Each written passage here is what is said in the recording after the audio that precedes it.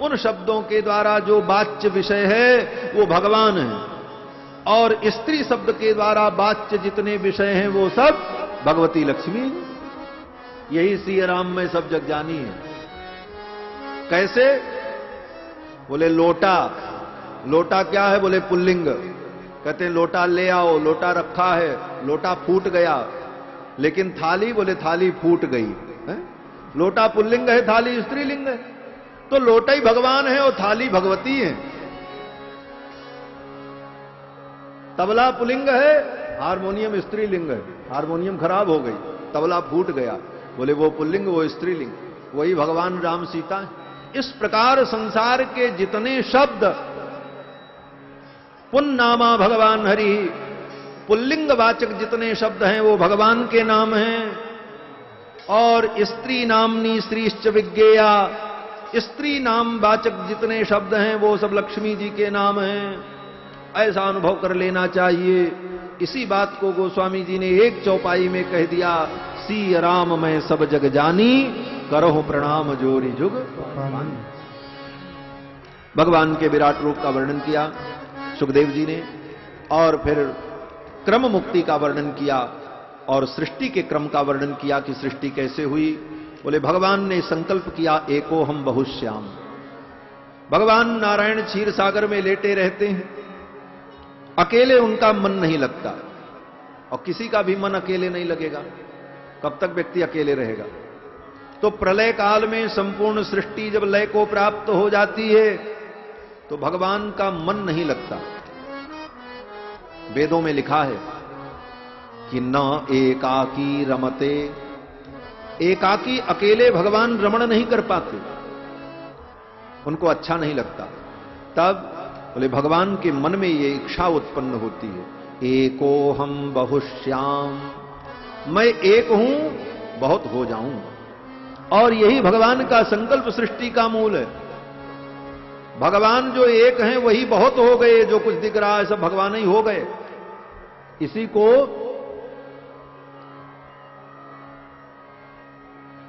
परिणामवाद कहते हैं।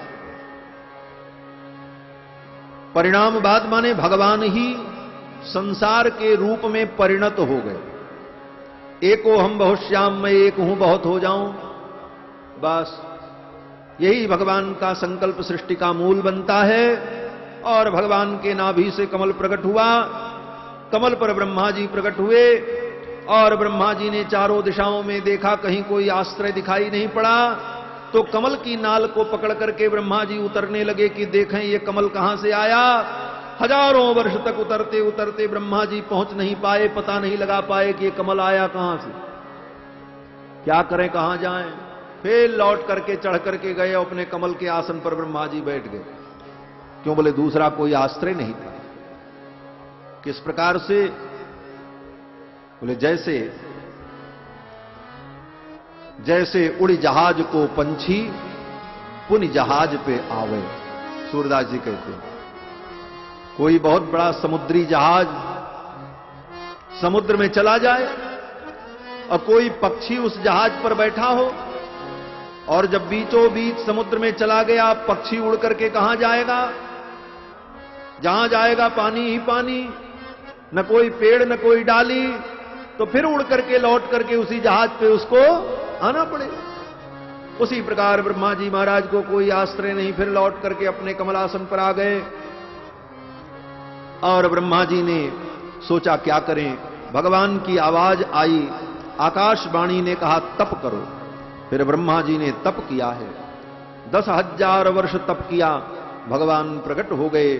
और भगवान नारायण ने ब्रह्मा जी को चारों वेदों का ज्ञान प्रदान किया।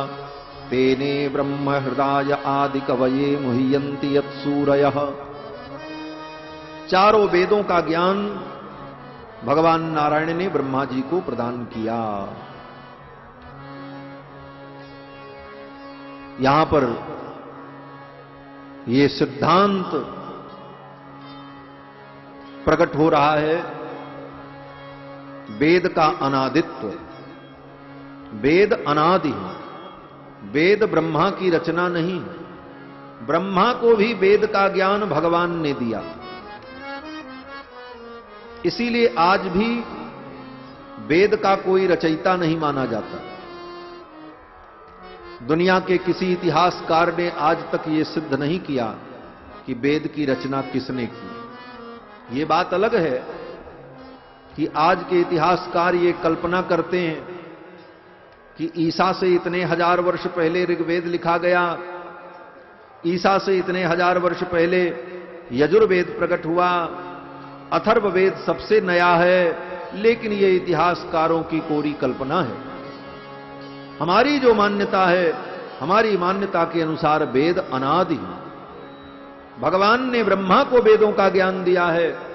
भागवत के प्रारंभ में ही कहते हैं, तेने ब्रह्म हृदय आदि कवये मुह्यन्ति यत्सूरया। कारण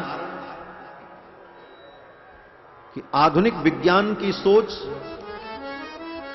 और हमारी वैदिक परंपरा की सोच में मूलभूत अंतर है। उस अंतर को समझना पड़ेगा। क्या अंतर है? बोले आज का विज्ञान विकासवाद पर विचार करता है। विज्ञान कहता है सृष्टि में विकासवाद है, सब लोग विकसित हुए धीरे धीरे, सृष्टि विकास की ओर बढ़ी। लेकिन हमारा धर्मशास्त्र कहता है कि सृष्टि में ह्रासवाद का सिद्धांत है, विकासवाद का नहीं। प्रारंभ में यह सृष्टि पूर्ण समृद्ध थी, वैभव संपन्न थी, उत्तरोत्तर ये ह्रास को प्राप्त हो रही है। और आज का विज्ञान कहता है कि पहले सृष्टि ऐसी वैसी थी, धीरे धीरे विकास हुआ। इसीलिए विज्ञानवादी लोग कहते हैं कि भाषा भी विकसित हुई और लोगों ने भाषा को विकसित किया। लेकिन ये तर्कहीन बातें हैं।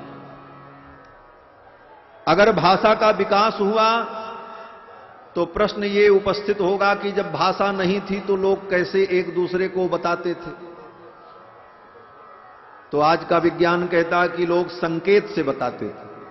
बोले तो फिर भाषा कब आई? बोलो लोगों ने तय किया कि इस शब्द के द्वारा इस अर्थ का बोध हो और भाषा धीरे धीरे विकसित हुई।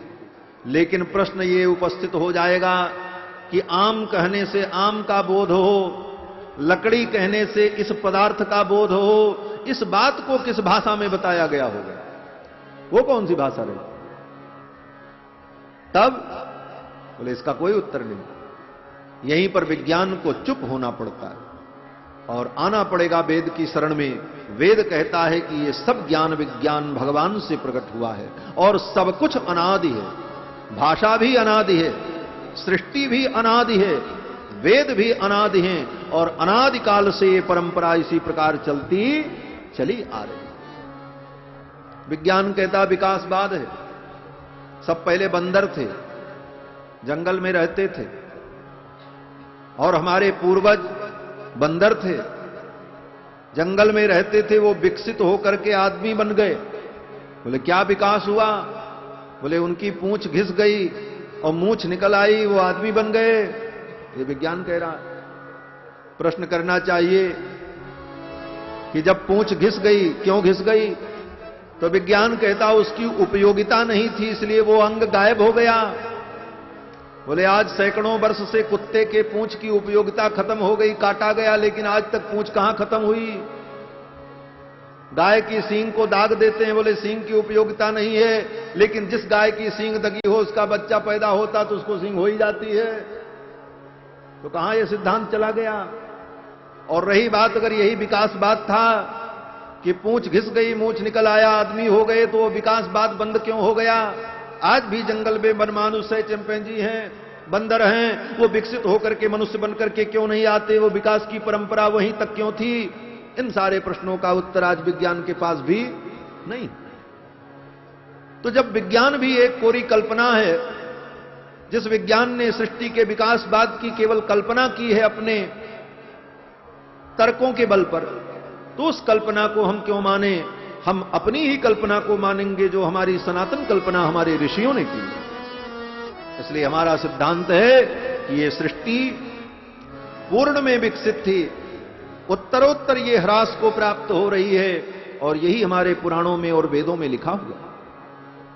वेद अनादि है, वेद किसी की रचना नहीं है, वेद अपौरुषेय हैं। जब से भगवान है तब से वेद है, और जब से वेद है तब से भगवान है। भगवान सनातन है, इसलिए वेद भी सनातन है। समस्त ब्रह्मांड के ज्ञान का मूल वेद है, और वेद परमात्मा के श्वासभूत हैं। ऐसे दिव्य वैदिक ज्ञान को भगवान ने ब्रह्मा को प्रदान किया, और उन वेदों में जो लिखा था उसी के अनुसार ब्रह्मा जी ने सृष्टि की।